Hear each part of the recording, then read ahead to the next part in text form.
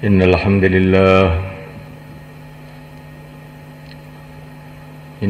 لله نستعينه ونستغفره ونؤمن به ونتوكل عليه ونعوذ به من شرور أنفسنا من سيئات أعمالنا من يهديه الله فلا مضل له ومن يضلل فلا هادي له أشهد أن لا إله إلا الله وحده لا شريك له وأشهد أن سيدنا ومولانا محمدا عبده ورسوله اللهم صل وسلم وبارك عليه وعلى آله وأصحابه والتابعين لهم إلى يوم القيامة أما بعد.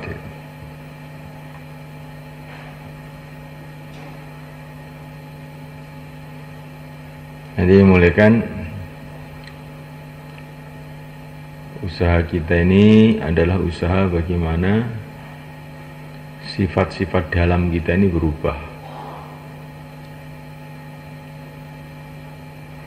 Bukan hanya sekedar membuat amalan-amalan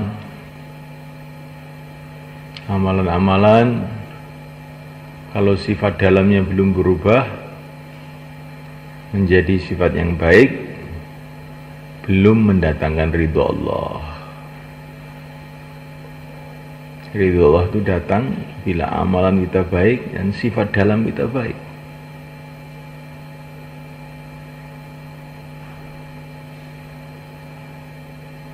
Ada orang sholat, ya, amalannya baik, tapi sifatnya nggak baik. Sholat dengan malas, maka Allah tidak suka dengan sholatnya.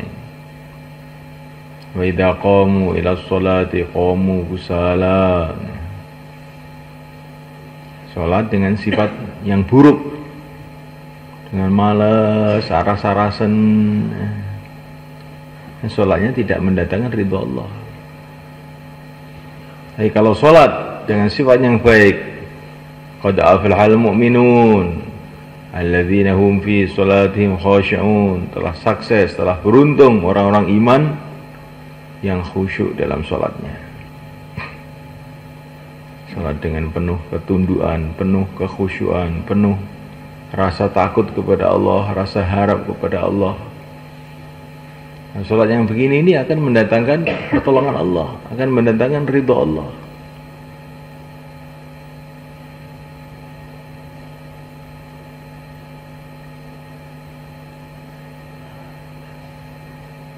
Tetapi sifat ini akan berubah kalau kita ini amal sudah istiqomah. Kalau amal terus istiqomah dengan sungguh-sungguh, maka lama-lama menjadi sifat. Jadi amal nggak boleh ditinggalkan. Terus menerus dalam amalan-amalan yang baik, lama-lama berubah hati kita. Kita bicara mengenai keagungan Allah SWT, kita dengarkan pembicaraan mengenai keagungan Allah SWT, dan kita fahami dengan otak kita, akhirnya hati kita berubah. Yang berkuasa Allah, yang berkuasa Allah, makhluk tidak kuasa. Makhluk ini tidak ada pada hakikatnya. Makhluk ini pada hakikatnya tidak ada, hanya diadakan oleh Allah. Tidak hidup, hanya dihidupkan oleh Allah. Ini kita ulang-ulang, kita bicarakan lagi dan lagi, kita dengarkan lagi dan lagi. Kita pahami dengan otak kita, lama-lama hati itu mulai berubah. Tidak takut sama makhluk, tidak berharap sama makhluk, hanya kepada Allah saja. Ini tidak sekali, dua kali, lagi dan lagi, lagi dan lagi.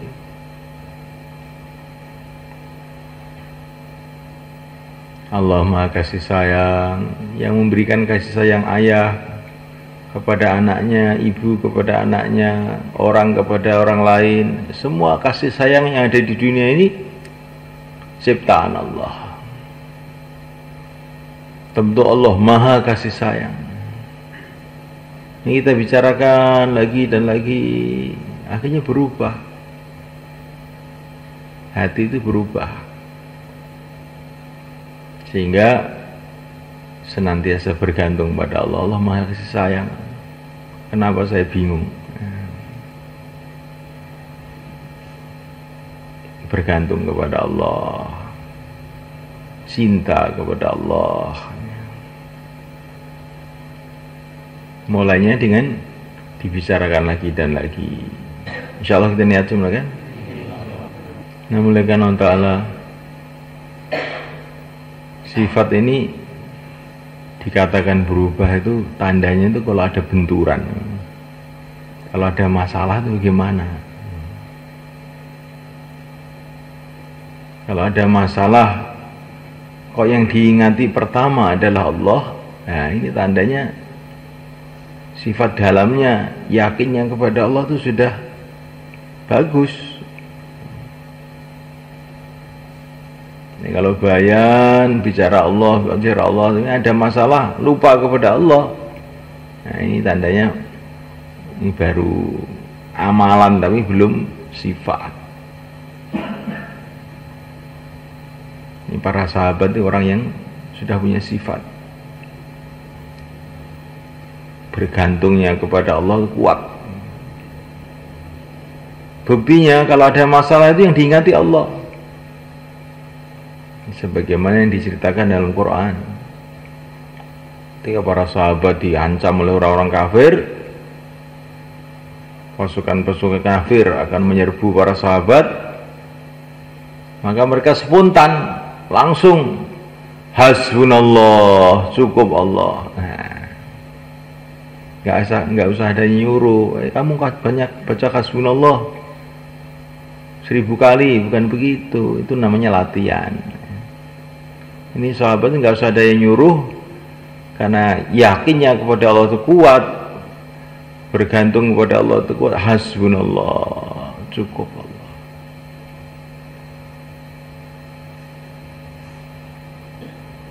Kalau ada masalah, yang diingati Allah, kembali kepada Allah. Kalau ada harapan apa, keinginan apa-apa, yang diingati Allah.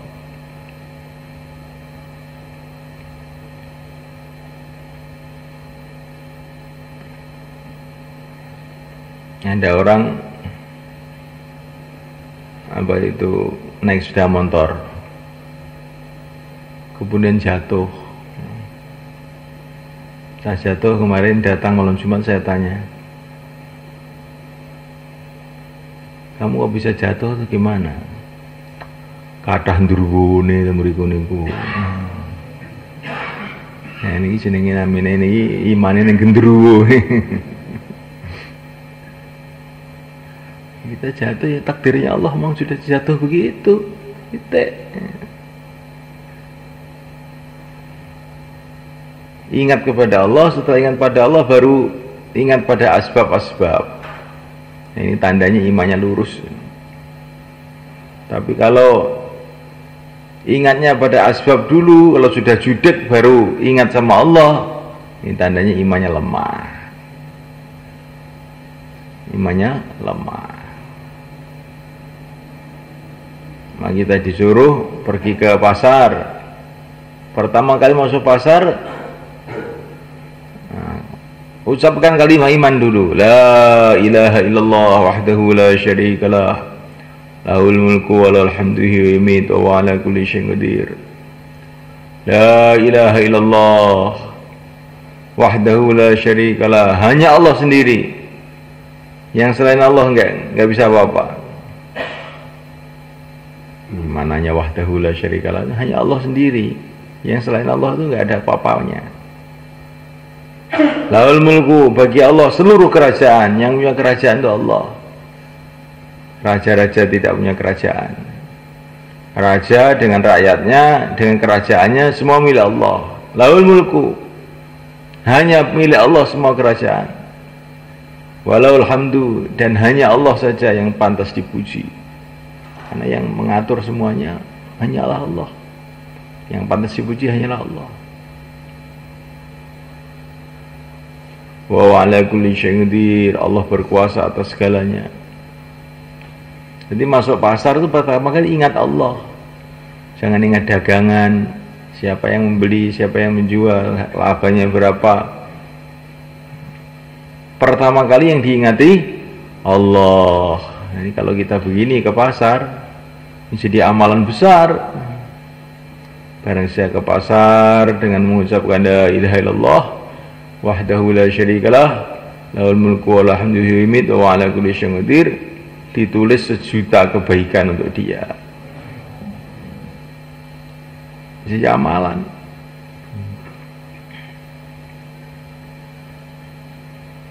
Dan nanti waktu jual beli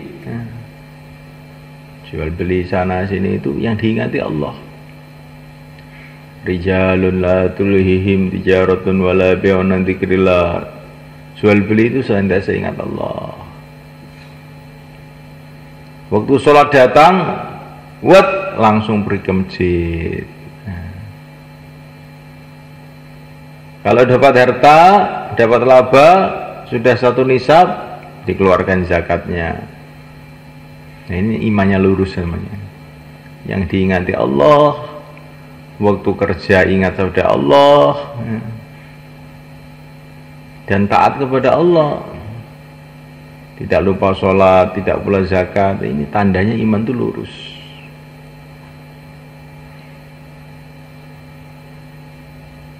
Jadi iman itu lurus. Kalau ada masalah apa-apa, ada hajat apa-apa, yang pertama kali diingati Allah. Namanya sifat tawakal. Nah, kalau kita punya sifat tawakal, dijamin oleh Allah, "Man yatawakkal 'ala Allah fa huwa hasbuh." Barang siapa yang sifat tawakal, bergantung pada Allah, Allah akan cukupi. Kita ini ketulo-tulo, kebentur sana, kebentur sini, itu karena tawakalnya kurang. Harapan kita ini masih pada makhluk, akhirnya dihukum oleh Allah. Bentur sana, bentur sini, bentur sana, bentur sini. Nah, harapannya pada makhluk. Dekat kepada Allah yang Maha Kaya, yang Maha Rahman, yang Maha Rahim, yang Maha Kasih Sayang, kok malah berharap kepada selain Allah, akhirnya dihukum oleh Allah.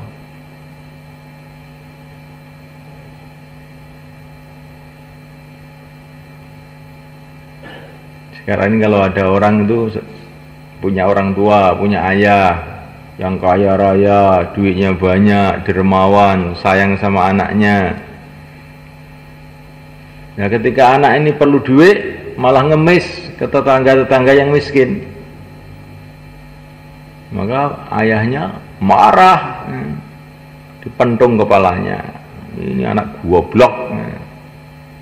Kamu ini kan hanya orang kaya, ayah kamu siap membantu kamu. Nah, kok malah kamu ngemis-ngemis kepada orang miskin? Ini kan memalukan, pentung kepalanya. Itulah nasibnya kita sekarang ini. Ya.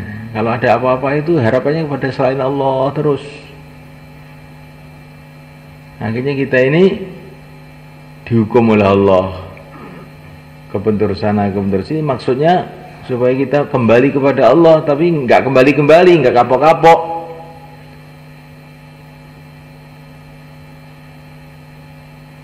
Nah, dulu para sahabat tidak apa-apa kembali kepada Allah, apa-apa kembali kepada Allah, akhirnya jadi wali-wali Allah, dapat pertolongan Allah di mana saja mereka berada. Jadi sifat itu akan tampak kalau ada masalah, ada benturan. Kalau orang kena musibah terus teriak-teriak, bingung, setelah lama terus tenang, itu bukan sabar namanya. Semua orang begitu. Kalau kena musibah ya bingung, bengak-bengok ngalor ngidul. Nanti kalau sudah lama ya lupa terus diem. Semua orang begitu. Tapi kalau orang menghadapi musibah, benturan pertama,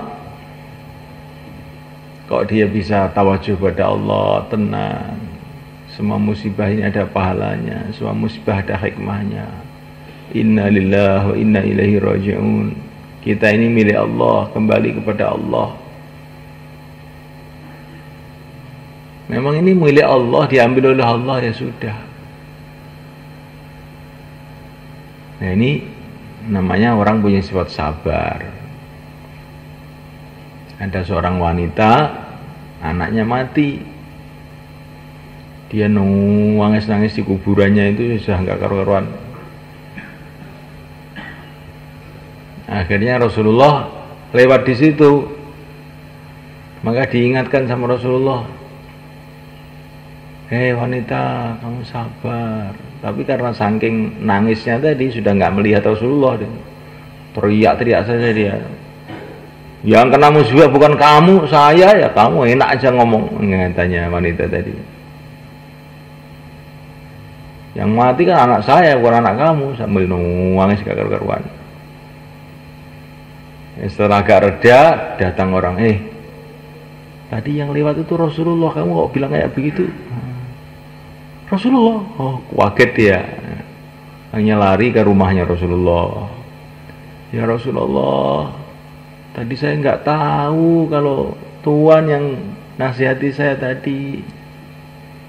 Maka Rasulullah mengatakan, sabar itu ketika benturan pertama.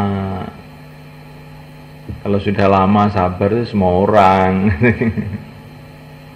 Ketika benturan pertama itu kok sabar, tenang, tawajuh pada Allah, itu bernamanya sabar.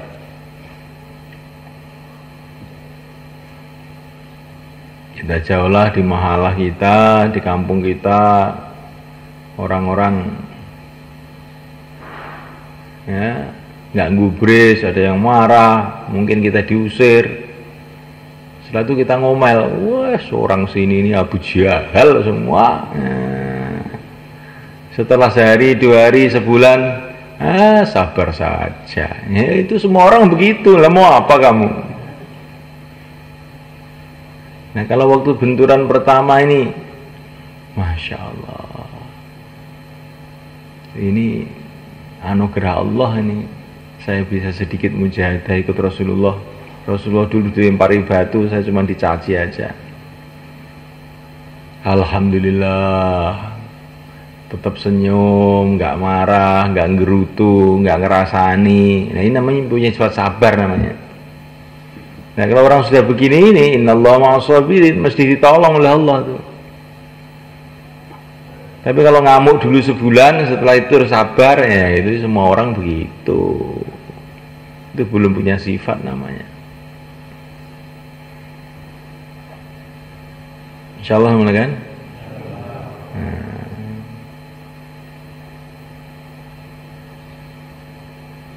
Tandanya punya sifat itu mulai kan?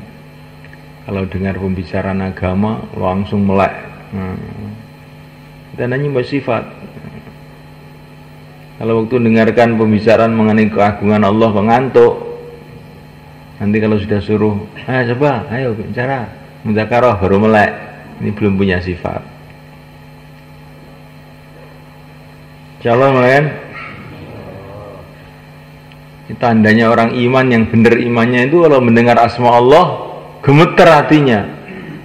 Nah kita mendengar asma Allah kok ngantuk, wah ini sifatnya rusak nih. Ini ibaratnya mesin itu nggak jalan ini, setrumnya nggak ada. Kalau orang itu imannya benar, mendengar asma Allah disebut, hatinya itu gemeter. Mendengar nama Rasulullah langsung timbul kesan Rasulullah. Kayak dulu para sahabat mendengar nama Rasulullah itu terkesan mereka, kadang-kadang nangis sampai pingsan. Saking cintanya sama Rasulullah. Ini namanya punya sifat namanya. Nah, kita mau belajar sifat ini. Kalau mendengar asma Allah itu dirasakan. Allah yang melihat saya, mendengar saya, Tuhan saya, pencipta saya, pencipta alam semesta. Sekarang melihat saya, sekarang mendengar saya, sekarang ini bersama saya. Maka akhirnya hatinya merasa takut, merasa berharap pada Allah. Nah, ini tandanya imannya mulai baik ya. Mendengar Rasulullah itu iman hatinya terasa. Seneng begitu. Ini tandanya imannya benar. Jadi kalau mendengar nama Rasulullah disebut diam saja, ini berarti hatinya rusak, gudiken, welek. Tahu gudiken? Gudiken baik apa enggak?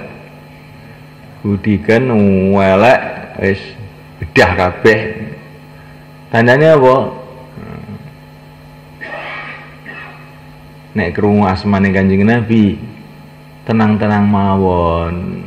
Niku buduken niku.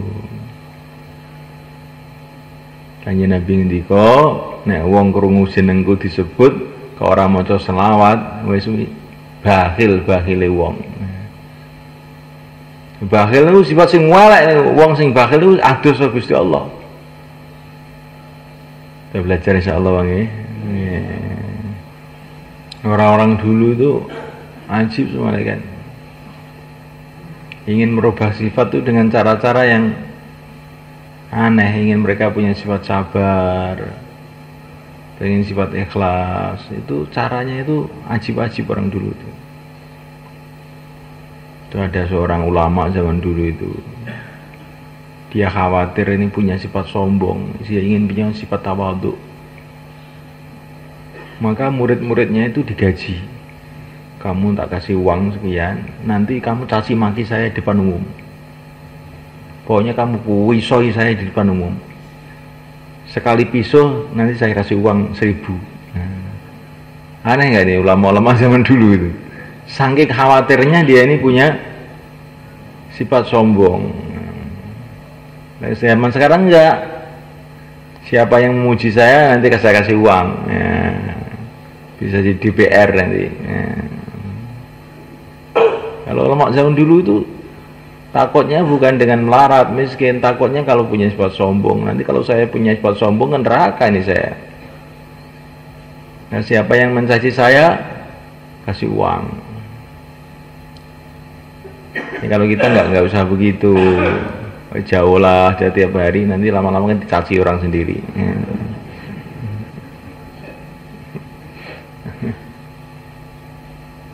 Nanti kalau dicaci orang, ya orangnya yang mencaci kasih uang. Sayyidina Hasan radhiyallahu ta'ala anhu ada tamu laporan, Syekh itu fulan itu gunjing kamu, menjelek-jelekan kamu habis-habisan ya. Benar? Iya. Langsung beliau ke pasar, beli kurma yang paling baik, dikasih wadah yang paling baik, terus utusan salah satu santrinya ini kirimkan sama dia. Terima kasih katanya. Dia mau mencaci maki saya. Nah, kalau dia mencaci maki saya berarti amalan-amalan kebaikan saya dikirim ke saya. Amalan-amalan kebaikan dia dikirim ke saya pahalanya. Dicaci maki itu masuk seneng. Nah, ini orang sudah mikir akhirat ini. Kita kalau digunjing orang, dicaci maki orang, marah apa seneng? Marah apa seneng? Karena yang kita pikir dunia loh, saya kok kehormatan saya diinjak nih. Oh awas. Tapi kalau kita mikir akhirat, digunjing, dicaci maki malah seneng karena pahala-pahala amalan dia, sholat dia, dakwah dia dikirim oleh Allah pada kita. Catatannya kebaikan masukkan ke catatan kita. Maka mestinya kita ini kalau digunjing orang, dicaci maki, alhamdulillah. Apalagi yang nyaci maki ini orang soleh, ahli dakwah lagi. Kalau ada ahli dakwah nyaci maki kita, alhamdulillah. Pahala 4 bulan dia masuk ke saya ini. Apalagi kiai mencaci maki, alhamdulillah, pahala dia ngajar masuk ke saya juga ini. Gak usah marah. Ini tandanya orang sudah ada sifat mikir akhirat. Kalau marah berarti yang dipikir dunia bukan akhirat itu.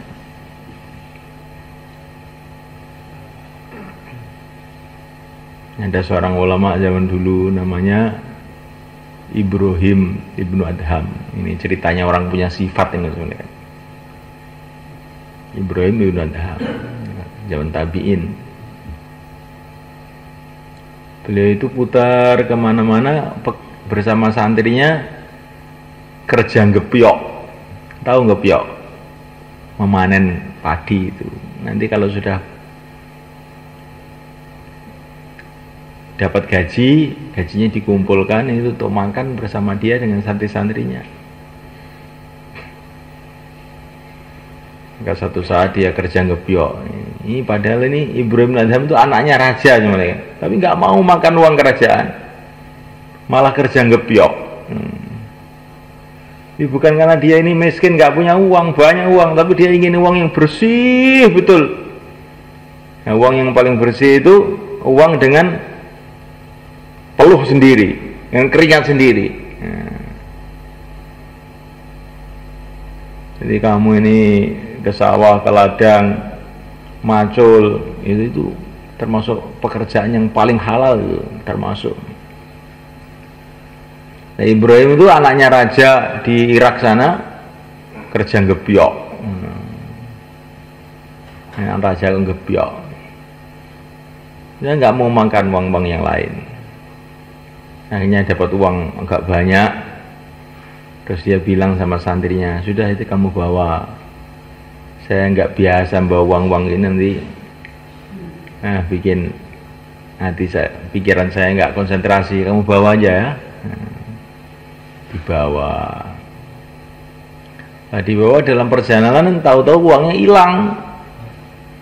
Maka santrinya ini ketakutan ini, waduh, ini kiai kita sudah kerja habis-habisan beberapa hari, dapat gaji hilang lagi ini. Alamat saya dimarahin ini nanti.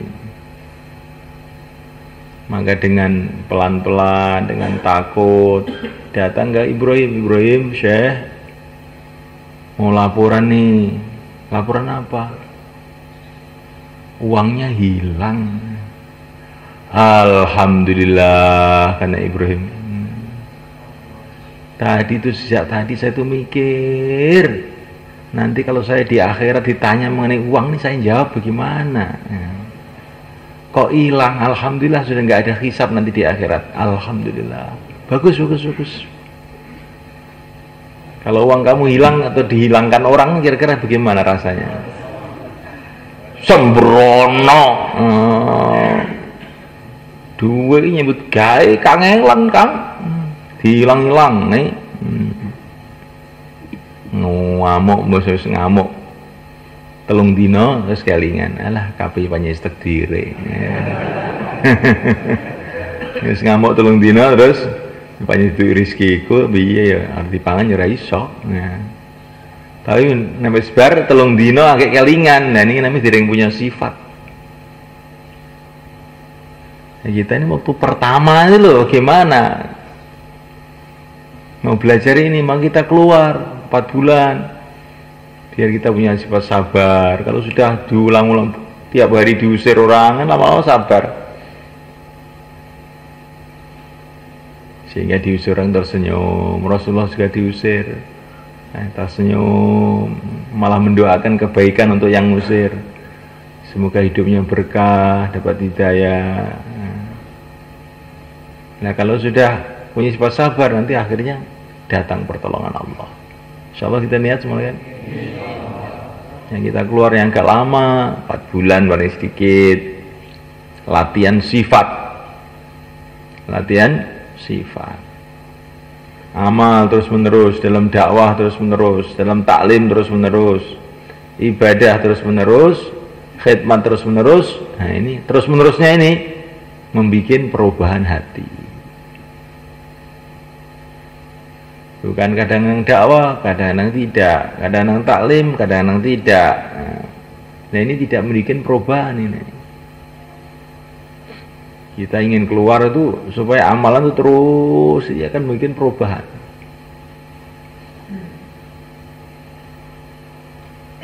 Ini makanan sehat, ya kan? Kamu makan ini, makanan sehat. Tapi dimakan cuma sekali saja, ya. faedahnya kurang. Kalau tiap hari kamu makan selama berbulan-bulan, lah baru terasa badannya enak. Nah, amalan tuh begitu. Kalau cuma sekali, 2 kali berhenti, ya, nanti nggak rubah, sifat dalamnya itu nggak rubah-rubah. Ya, kalau terus-terusan, nah ini sifatnya berubah. Kayak para sahabat dulu.